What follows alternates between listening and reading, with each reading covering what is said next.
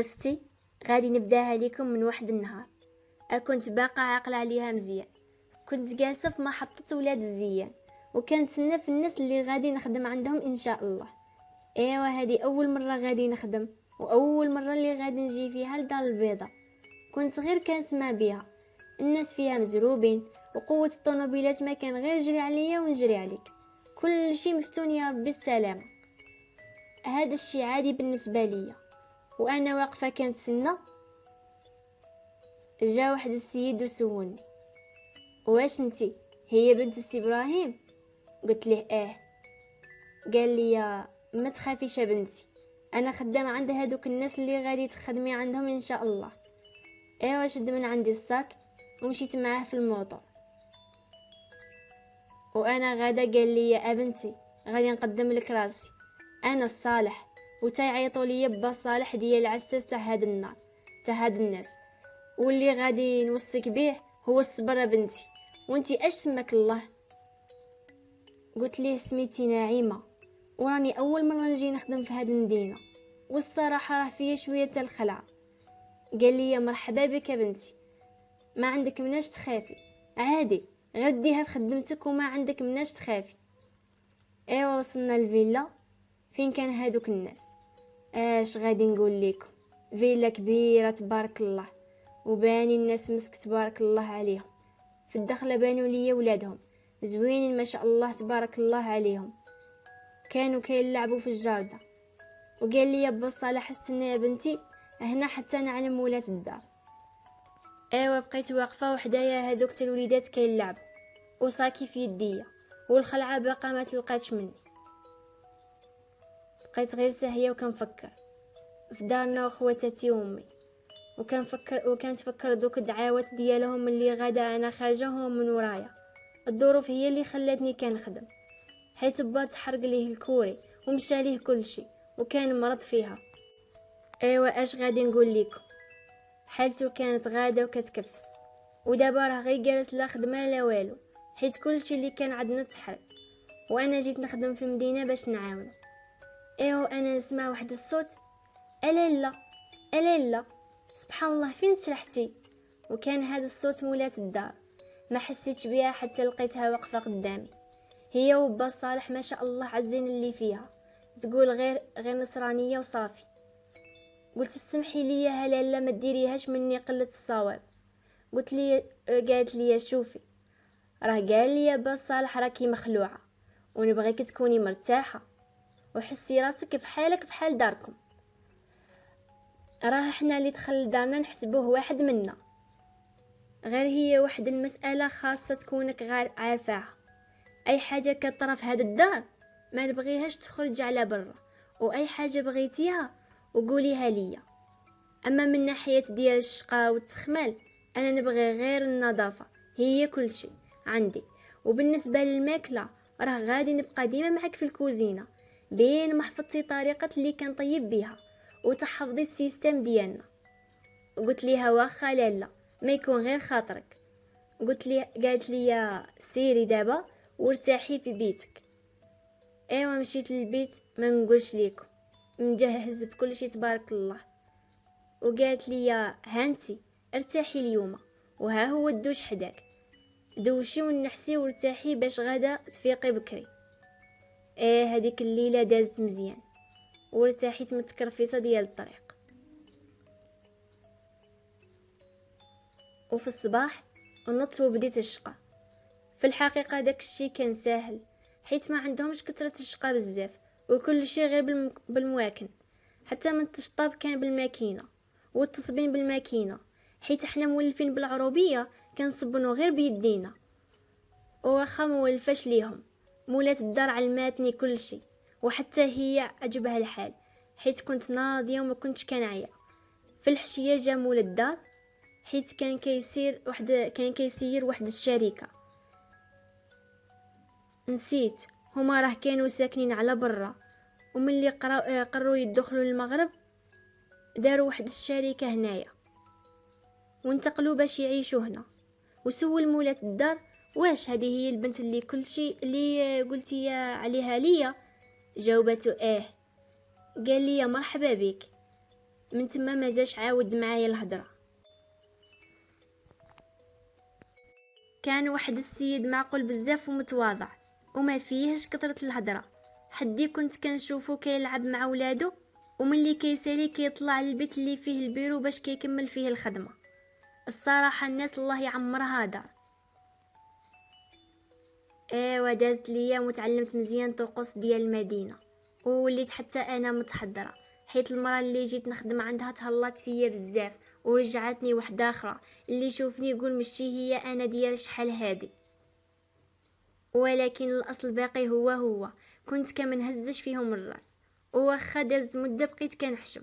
هذا الشيء هو باش انا عزيزه عليهم، وخصوصا الوليدات الصغار كنت مهليه فيهم بزاف، وكنلعب معاهم من كيكون عندي الوقت خاوي. ملي كنتلقى طروسبور ديال المدرسه اللي يقراو فيها غير كيشوفوني وكيجيو يجروا عندي، كانوا كيبقاو كيعنقوني بزاف. ومره كانوا كيعلموني شي كلمه من داكشي اللي كيقراو، وانا كان راسي خفيف دغيا كنحفظ الحاجه الحمد لله. ملي كانوا كيخرجوا كانوا ديما مخرجيني معاهم، اي خرجه كتشري لي اللبس، غير داكشي الغالي في الحقيقه. قلت لكم راهم ناس الله يعمرها دار، والله اللي غادي يجازيهم على هذا الشيء، حيت كانوا كيتعاملوا معايا بحال وحده منهم، ما كانوش دايرين الفرق ابدا. وملي كان كيوصل الصيف كانوا كيمشيو يسافروا للخارج، وانا كنت كنمشي لدارنا. وقبل ما يمشيو كيخليو ليا واحد البركه باش كنديها الوالديه. ايوا كناخذ من هذيك البركه شي فلوس، وكنشري بيها حوايج لامي وخاوتي وحتى لبا، واللي يبقى كنعطيه لبا باش كيدوز به العام. دازت الاعوام والشهور وانا باقه في طبيعتي كيف ما شافوني هادوك الناس نهار الاول، حتى لواحد النهار اللي غادي هاد العائله اللي تتفاجأ، وواحد الحاجه اللي هو المرض، واللي غادي يصبروا لهاد البلاء اللي غادي يصيبهم، حيت مولات الدار مسكينه عرفت براسها باللي مريضه بمرض السرطان.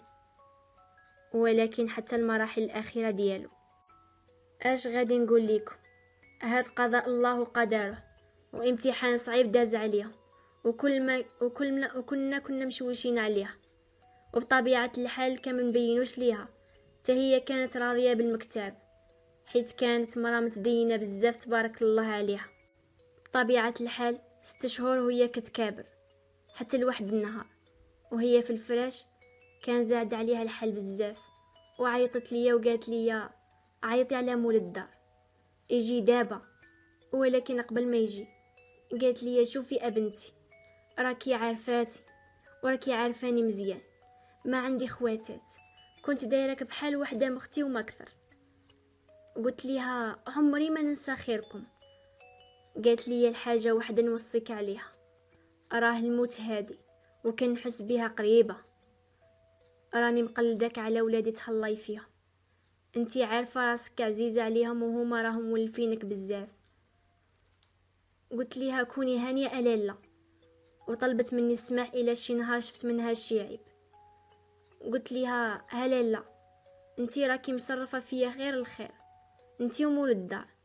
ايوا واحد شويه وهو يدخل، وانا نوقف وخليته معاه، وقفت مع با صالح على برا، وكنبكي بزاف حيت بقات فيا، وهذه كانت هي اللحظات الاخيره ديالها. شويه وهو يخرج مول الدار وقال لنا الله يرحمها مسكينه. ووصلت الوقيته ديال المدرسه، والدراري كانوا غادي يجيو من المدرسه، وخرجت باش نتلقى ليهم الترونسبور. غير شفتهم وعيني يبداو كيغرغروا، ملي كانوا داخلين شافوا الدار عامره بالناس وتخلعوا وبقاو كيبكيو ما فهموا والو. شديتهم ودخلتهم لبيتهم وعنكتهم وشرحت ليهم كل شيء. راه حتى حنا وكيجي واحد النهار اللي كنمشيو فيه عند الله، وهذه هي سنة الحياة. المهم دازت ايام صعيبة علينا، والدراري بداو يولفوا شوية بشوية الموت ديال الام ديالهم، وبداو كيخرجوا شوية من هذيك الحالة ديال الصدمة. وانا بقيت غادا على نفس الخدمة ديالي بحال بقى عايشة مولات الدار، وواخا صعيبة باش تكوني في مرتبة الأم. ايوا دازت الأعوام وهو عمر ما خليت مول الدار خصه شي حاجة، ولكن هو كان ديما كيفكر في مراته.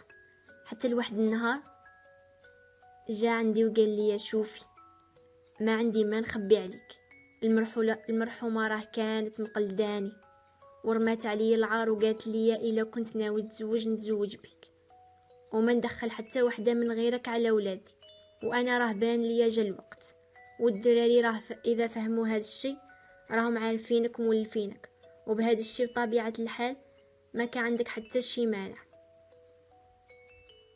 الصراحه انا ولفتهم بزاف وقلت ليه بان ليك انت راك عارف كل شيء وعارف حتى مين جيت، غير باش نفكروا شكون انا، وانا يحسن لي الشرف نتزوج بيك، واذا كانت هذه الوصيه ديال مولاة الدار انا قابله، وتا هي راه وصاتني على الدراري الله يرحمها ويوسع عليها في هذا النهار.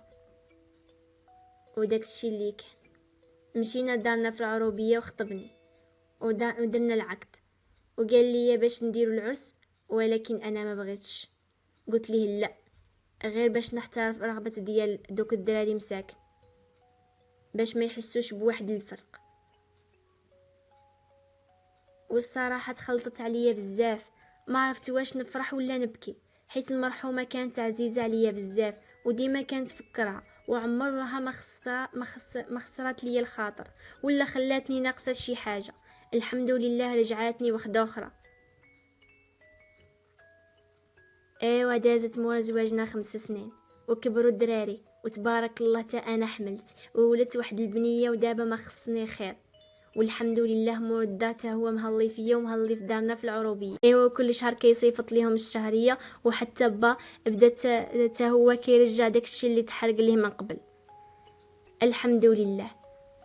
ولكن هكاك واخا بقى عندي واحد الاحساس في الشكل، حيت كنقول بحال خديت بلاصه مولاة الدار اللي هي كانت كل شيء، وما عرفتش واش انا الغلطه ولا درت غير الشيء الصحيح. مهليه فيها وفي ولادها بزاف بحال ولادي، حيت عزاز عليا ومؤدبين بزاف وكيحترموني وكنحترمهم، واخا تزوجت باهم بقى نفس الاحترام، وكذلك مع راجلي،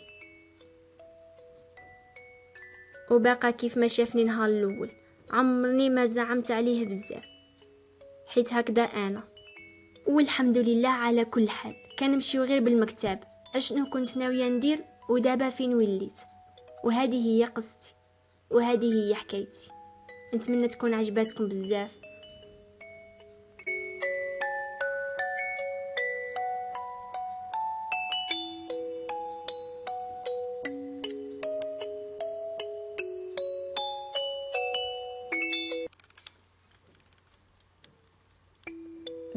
باش توصلوا من المزيد من القصص الحقيقية، المرج الاشتراك في القناة وتفعيل الجرس، وخليتكم على خير ودمتم في رعاية الله.